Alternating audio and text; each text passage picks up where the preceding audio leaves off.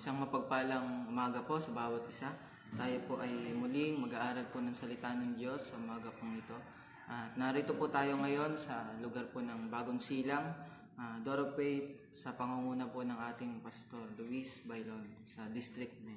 Kaya bago po tayo mag-aaral ng kanya po mga salita, tayo po muna ay mag-alay ng awit para po sa Panginoon. Sige po, papurihan natin ng Diyos, salubungin natin siya ng mga papuri, pasasalamat sa ating pong Panginoon. Hallelujah, hallelujah. Hallelujah, napakabuti niyo Panginoon sa amin. Tunay nga po na kayo'y Diyos na mabuti, tapat, hallelujah, kailanman hindi kayo nagbabagong Diyos. Mula noon hanggang ngayon, kayo po'y mananatiling tapat. Hallelujah, hallelujah. Salamat po sa inyo, Panginoon. Hallelujah, napakabuti niyo Panginoon Diyos. Salamat po. Hallelujah, hallelujah. Hallelujah. Sige nga po tayo po umawit sa Panginoon. Awitin po natin yung dakilang moob. Hallelujah. Tunay nga po na ang Diyos natin, ang ating dakilang moob. Hallelujah. Purihin ka, Panginoon.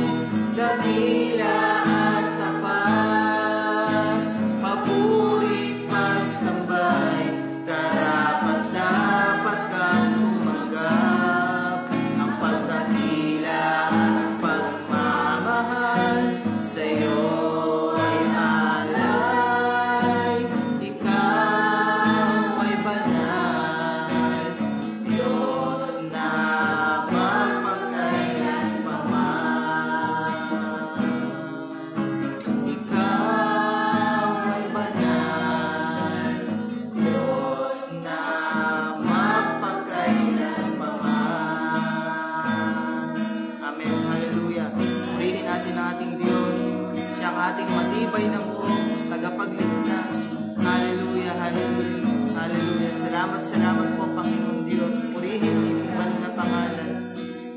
Napakabuti niya sa amin. Hallelujah. We bless your name, Lord Jesus. Sa umaga pong ito, patuloy po namin kayong sinasamba, dinadakila, pinapupurihan, Hallelujah, pinapasalamatan sa kabutihan ninyo. Salamat po sa pag-iingat sa buong magdamag. Hallelujah. At sa pagkakataong pong muli na kami ay makakalapit sa inyo, O Diyos. Hallelujah. Dalangin po namin, Panginoon, na kami pong pagbubulay-bulay ng iyong mga salita. Pangunahan niyo kami, Banal na Espiritu. Hallelujah. At kayo lamang po, O Diyos, ang maitaas sa aming kalagitnaan. Hallelujah. Muli, binabalik namin sa inyo ang lahat ng papuri, pasasalamat at pagsamba sa pangalan ng aming Panginoong Hesus. Amen. Yeah.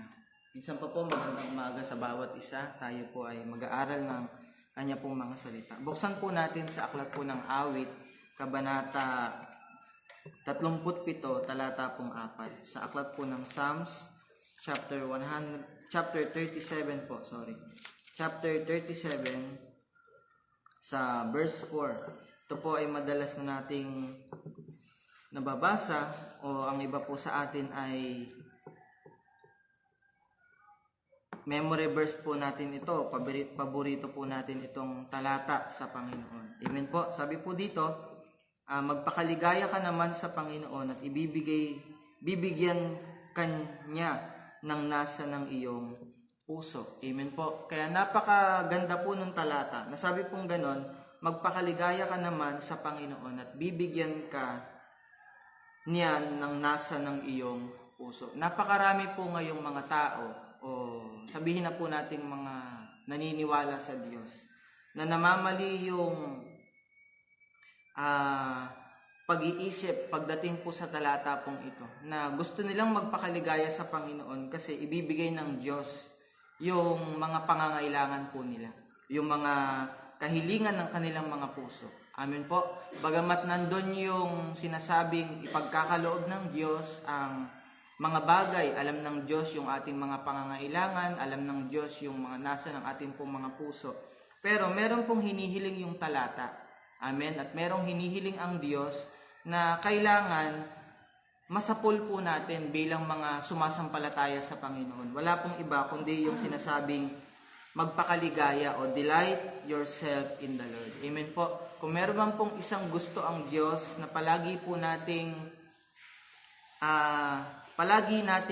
nararanasan sa ating pong mga buhay, yung natutuwa tayo palagi sa Panginoon, na kahit wala yung ibang bagay, amen po, tayo po ay masaya sa ating pong Panginoon. Amen? At meron lang po akong 3 bagay na ibibigay po sa inyo. Ipagkakaloob ng Diyos o ibibigay ng Diyos ang ating mga kahilingan kung ito po yung 3. Pero basahin po muna natin sa aklat po ng Awit, chapter 1, sa verse 2 po. Awit, chapter 1, verse 2. Ano po? Sabi po dito, kundi ang kanyang kasayahan ay nasa kautusan ng Panginoon at sa kautusan niya nagbubulay siya araw at gabi. Sa verse 3, at siya ay magiging parang punong kahoy na itinanim sa siping ng mga agos ng tubig na nagbubunga sa kanyang kapanahunan.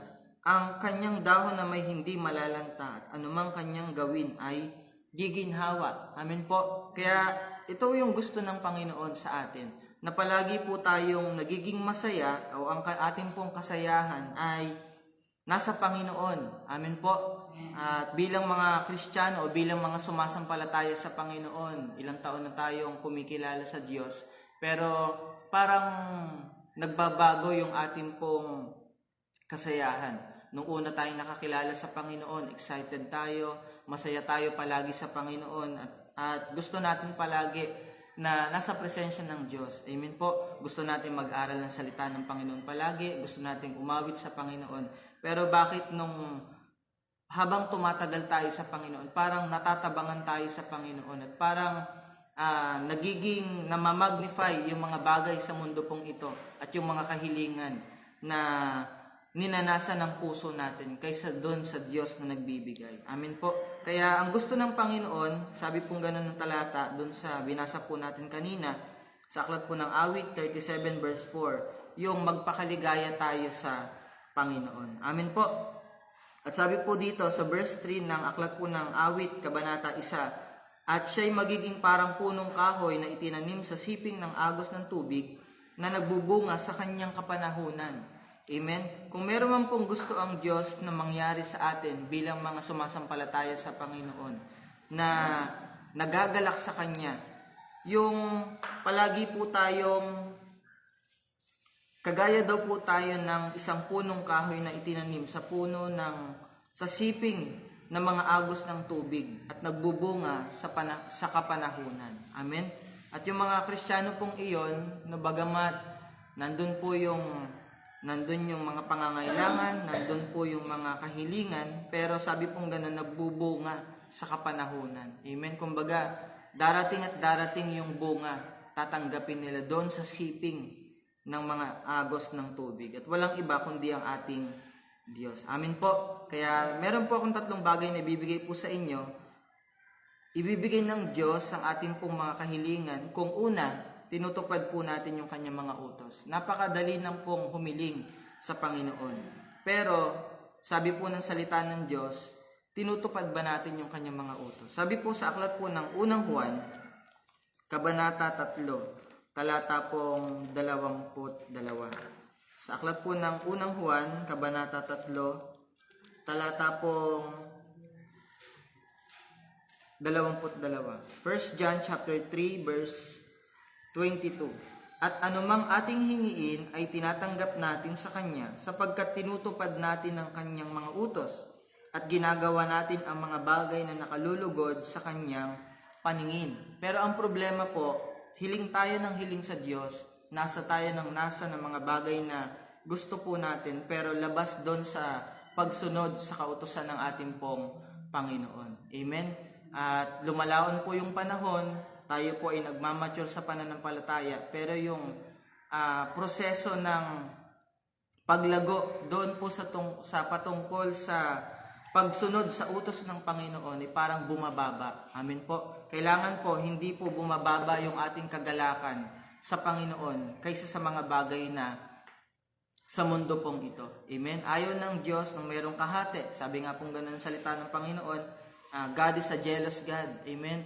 Ayaw ng Diyos na meron siyang kahati. Ayaw ng Diyos na ipinapantay siya sa mga Diyos-Diyosan. Ayaw ng Diyos na ipinapantay siya sa mga bagay ng mundong ito. Dahil wala naman po talagang kapantay ang ating pong Panginoon. Amen. Nagiging malaki lang yung mga bagay na gusto nating hilingin kapag palagi po natin itong ninanasa. Amen. Pero kung ang nasa ng ating pong mga puso ay tuparin yung kanya pong kautusan, palagi pong lumalaki ang Diyos sa ating pong mga buhay. Meron pong in-example ang Pastor Luis nung nakaraan sa amin, doon po nung siya po ay nagsalita sa Lagro. Yung arko po dyan sa yung Quezon City Memorial, yung arko po dyan, yung libingan po ni Manuel L. Quezon. Pag nasa malayo po, ang tingin po namin dyan ay maliit lang. Pero habang lumalapit po, lumalaki siya. Amen? At ganun din po sa atin. Kung minsan, ang tingin natin sa Diyos, maliit. Parang ganun po yung monumento po na yun. Kasi malayo eh. Pero habang lumalapit po, ang Diyos po ay lumalaki sa bawat isa po sa atin. Yan, Quezon City Circle. Madalas po kapag nasa malayo, parang maliit po yan. Pero kapag nasa malapit na, malaki po iyan. Amen?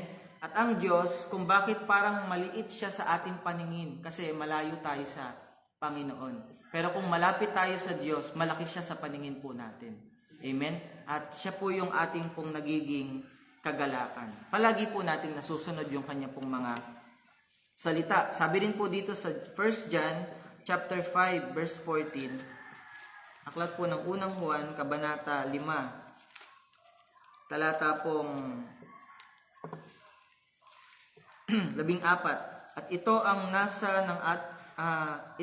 nasa ng ating pagkakatiwala sa Kanya, kung tayo'y humihingi ng anumang bagay ayon sa Kanyang kalooban, ay dinidinig niya tayo. Amen po. Ang gusto naman talaga ng Panginoon at ang kalooban ng Panginoon ay tuparin yung mga hinihiling natin sa pangalan po ng Panginoon. Yun nga lang po kasi, mas madalas nagiging masaya tayo doon sa ipinagkakaloob kaysa doon sa nagkakaloob. Amen? Mas palagi po nating napofocus yung ating po mga paningin sa mga bagay na binibigay ng Diyos kaysa doon sa Diyos. Amen? Kaya kung ito po ay ikakapahamak natin o ikakawala po natin sa paglilingkod natin sa Panginoon, wag na lang pong ipagkaloob ng Panginoon. Amen po. Sabi rin po dito sa aklat po ng John,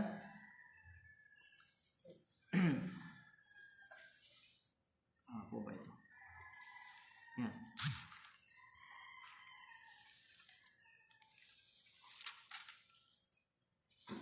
Sorry po. Sa pangalawa na po tayo. Pangalawa po, ibibigay ng Diyos ang ating pong mga hinihiling kung nananatili tayo sa Kanyang mga salita.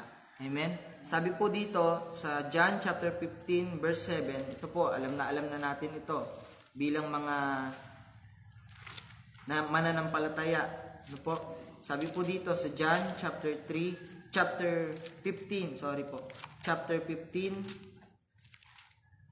sa verse 7, kung kayo'y magsipanatili sa akin at ang mga salita ko'y magsipanatili sa inyo, ay hingin ninyo ang anumang inyong ibigin at gagawin sa inyo. Amen po. Napakalinaw po ng binabanggit ng salita ng Panginoon.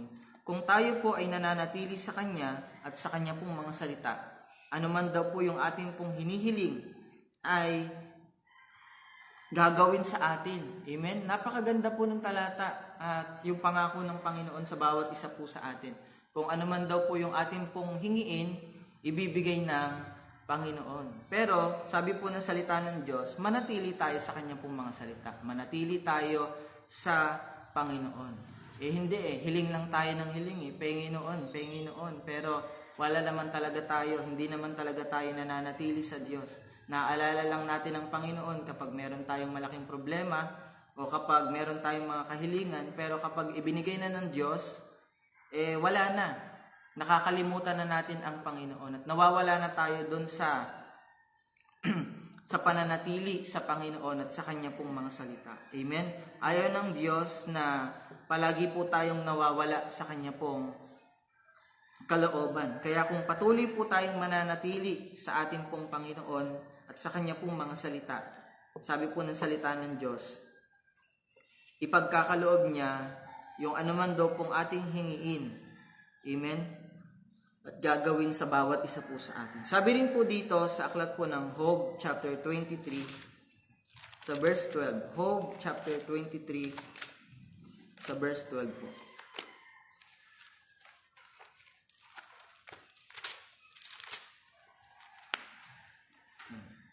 Job chapter 23 verse 12. Ako'y hindi hihiwalay sa iyong utos ng kanyang mga labi. Aking pinagyaman ang mga salita ng kanyang bibig ng higit kaysa sa aking kailangang pagkain. Amen? Ito po yung nangyari kay Job. Nasabi pong ganon, hindi daw niya ihiniwalay yung kanyang o yung utos ng Panginoon sa kanya at pinagyaman niya pa yung mga salita ng Diyos sa kanya pong mga sa kanyang bibig ng higit kaysa sa kanyang pagkain. Amen? Kumbaga, mas lalo po niyang higit na pinagyayaman yung utos na nasa kanya kaysa doon sa mga bagay po na sa mundo pong ito. Amen? Kaya makikita po natin sa isang Kristiyano o sa isang mananampalataya na totoong nananatili sa Panginoon, nananatili din siya sa kanya pong mga salita. Amen po? Kaya tulungan po tayo ng Panginoon na wag lang po tayo basta sumasampalataya sa Kanya, humihiling po tayo sa Panginoon. Hindi naman po bulag at bingi ang Diyos para ipagkaloob yung ating pong mga kahilingan. Yun nga lang po, palagi po tayong manatili sa Panginoon. Dahil sabi po ng salita ng Diyos, John chapter 15 verse 5, kung wala po tayo sa Panginoon, wala tayong magagawa. Amen? Anong magagawa po ng mga ipinagkakaloob sa bawat isa po sa atin, yung mga kahilingan na yon kung ibigay naman, pero wala naman tayo sa Diyos. Amen? Sabi nga pong ganon, kahit wala po tayo sa Panginoon, kayang ibigay ng mundong ito yung mga pangangailangan natin. Amen? Kung gusto po natin ng sasakyan, pwede naman tayo magtrabaho. Kung gusto po natin ng bahay, pwede po natin pagsikapan. Pero kapag wala tayo sa Panginoon, anumang bagay na po pwedeng makapagbigay ng totoong ligaya sa atin, ay wala po sa mundo pong ito. Tanging ang Panginoon. Amen? Kung mananatili tayo sa Kanya pong mga salita at mananatili po tayo sa Panginoon. Amen? Ang totoong kagalakan at ang totoong kasiyahan ay nasa Panginoon. Kaya palagi po nating hanapin yung ating pong katuwaan sa Panginoon, hindi po sa mga bagay ng mundo pong ito. Amen? At sabi rin po dito, bilang pangatlo, kung ipagkakaloob ng Diyos ang ating pong mga hinihiling, kung siya lang talaga yung ating pong kaligayahan. Amen? Siya lang po yung ating pong kaligayahan, katuwaan. Hindi man po ipagkaloob o ipagkaloob ng Diyos yung ating pong mga kahilingan. Ang mahalaga, masaya na tayo sa Panginoon. Amen po? Sabi po dito sa aklat po ng Awit chapter 43 verse 4. Aklat po ng Awit chapter 43 sa verse 4 po. Sabi po dito, kung magkagayoy paparoon ako sa dambana ng Diyos, sa Diyos ng aking malabis na kagalakan, at sa alpa ay pupuri ako sa iyo, O Diyos, aking Diyos. Amen po. Kaya purihin ang Panginoon dahil sa umaga pong ito, patuloy po tayong pinapaalalahanan, tinuturuan ng Diyos na siya lang po talaga yung patuloy na maging kagalakan po ng ating pong mga puso. Amen? Huwag tayong magbabago sa Panginoon kasi ang Diyos, hindi po siya nagbabago sa atin. Amen? Kung noon, mahal tayo ng Diyos, ngayon po, mahal pa rin tayo ng Panginoon. Amen? Hindi siya nagbabago. Tapat ang Panginoon sa bawat isa po sa atin. Amen? Sabi pong ganun ng awit, kung magkagayoy, paparoon ako sa dambana ng Diyos, sa Diyos ng aking malabis na kagalakan. Amen? Sabi rin po dito sa Jeremiah chapter 15, verse 16. Sa aklat po ng Jeremias, kabanata 15, talata pong 16. Jeremiah chapter 15, verse 16. Sabi po dito, ang iyong mga salita ay nasumpungan at aking kinain. At ang iyong mga salita saganang akin ay katuwaan at kagalakan sa aking puso, sapagkat ako'y tumawag sa iyong pangalan, O Panginoon, ng mga hukbo. Amen po. Kaya kung meron man po tayong lubos na ipinagpapasalamat sa Diyos, wala pong iba kundi yung patuloy na paalala ng kanya pong mga salita. At sabi po ng salita ng Panginoon, ang katuwaan at kaligayahan po ay wala sa mundo pong ito, kundi nasa Panginoon. Amen? Makamtan man po natin ang lahat ng bagay, kung wala po tayo sa Diyos, wala pong silbi yung ipinundar natin, walang silbi yung laki ng bahay o anumang ari-arian sa mundo pong ito, kung mapapahamak naman po yung ating pong mga kaluluwa. Pero salamat po sa Panginoon. Amen po. Dahil tinutulungan tayo ng Diyos na palagi pong maiset yung ating pong mga puso't isipan at maging katuwaan po natin ng ating Panginoon. Amen po. Sabi rin po dito bilang panghuli sa Habakkuk chapter 3 sa verse 17 up to 18. Habakkuk chapter 3 sa verse 17 up to 18 po. Sabi po dito, sapagkat bagaman ang puno ng igos ay hindi namumulaklak, ni nagkakaroon man ng bunga sa mga puno ng ubas, ang bunga ng olibo ay maglilikat, ang mga bukid ay hindi magbibigay ng pagkain, ang kawan ay mahihiwalay sa kulungan, at hindi na magkakaroon ng bakahan sa mga silungan. Gayunmay, nagagalak ako sa Panginoon. Ako'y nagagalak sa Diyos na aking kaligtasan. Amen po. Kung meron man po tayong higit na ikinatutuwa sa ating pong buhay bilang sumasampalataya sa Panginoon, merong Diyos na nagligtas ng ating pong mga kaluluwa. Amen?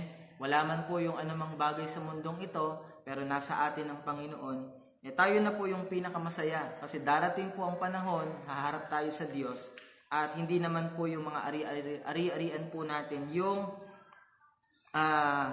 huhukuman ng Panginoon, kundi yung bawat isa po sa atin na meron pong pananampalataya sa atin pong Panginoong Jesus. Amen po. Salamat po sa Panginoon sa umagang ito. Nawa po palagi po nating hanapin yung ating kagalakan sa Diyos. Amen. Ipagkakaloob ng Panginoon ang lahat ng ating pong mga kahilingan. Una sa lahat, kung tayo po ay sumusunod, tinutupad natin yung kanyang mga salita. Pangalawa po, kung nananatili tayo sa kanyang mga salita. Pangatlo po, kung siya lang talaga yung atin pong kaligayahan. Salamat po sa Panginoon, sa Diyos po ang lahat ng papuri. Tayo po'y manalangin. Ama naming Diyos na buhay, makapangyarihan sa lahat. Salamat po aming Ama sa patuloy na paalala ng iyong mga salita. Tunay nga po aming Diyos na kung kami po ay hiwalay sa inyo, wala po kami magagawa, Panginoon. Hallelujah. Kaya po sa umagang ito, hinihiling namin ang tulong ninyo, gabay at patnubay ng iyong banal na Espiritu, Panginoon Diyos, na samahan niyo po kami at pagtagumpayin, Panginoon, sa lahat ng mga laban ng buhay, Panginoon, bilang sumasampalataya sa inyo. May mga pagsubok, may mga kahirapan, may mga kakulangan, Panginoon, pero salamat po dahil nandyan kayo. Merong Diyos na umaaliw sa bawat isa sa amin. Merong mga salita po ninyo na nagbibigay ng paalala at nagpapalakas sa bawat isa po sa amin, Panginoon. Hallelujah. Salamat po sa inyo. Pagpalain niyo po, O Diyos, ang programa pong ito, Panginoon, sa lahat ng mga sumusubaybay, anuman po yung kanila pong mga kahilingan. Hayaan niyo po na ito'y pagkaloob po ninyo sang-ayon sa iyong kalooban, Panginoon. Patuloy niyo pong palakasin ang mga nanghihina, pagalingin yung mga may karamdaman, Panginoon. Hallelujah, katalinuhan, kaalaman sa mga nag-aaral, sa mga nagtatrabaho po, O Diyos. Bigyan niyo sila ng kalakasan, inspirasyon, O Diyos, na nagmumula po sa inyo. Hallelujah, upang patuloy pong ipaglaban ang kanilang pananampalataya hanggang sa huli, Panginoon Diyos. Salamat po, pagpalain niyo po, O Diyos, ang aming pong tagapanguna, Pastor Joseph Glenn Masaredo, sa kanyang pong buong pamilya, ang Masaredo family, Panginoon, ipagpalain po ninyo. Pagpalain niyo rin po, O Diyos, yung aming pong tagapanguna sa District 9, Panginoon, na pupunta sa lugar po ng Batangas para po magmisyon. Patuloy niyo po silang ingatan, samahan, pagtagumpayin, Panginoon Diyos. At ang bawat isa, Panginoon, ay patuloy niyo pong pagpalain, aming Ama. Salamat po, ang tulong at gabay at patnubay ng iyong pong kapangyarihan ay hiniling namin sa buong maghapong ito. Kayo pong magtagumpay sa aming pong mga puso at isipan, Panginoon. Walang anumang banta ng kaaway ang siyang makapananaig sa amin sa pangalan ng Panginoong Hesus sa taga-Nazaret. In the name of Jesus, hallelujah. Salamat po, Panginoon. Muli, patuloy po namin kayong pinupuri, pinapasalamatan at inilalagay po namin ang aming pong buong pagtitiwala sa aming pong Panginoong Hesus na aming tagapagligtas. Ito pong aming dalangin sa pangalan ng Panginoong Hesus. Amen. God bless po sa bawat isa.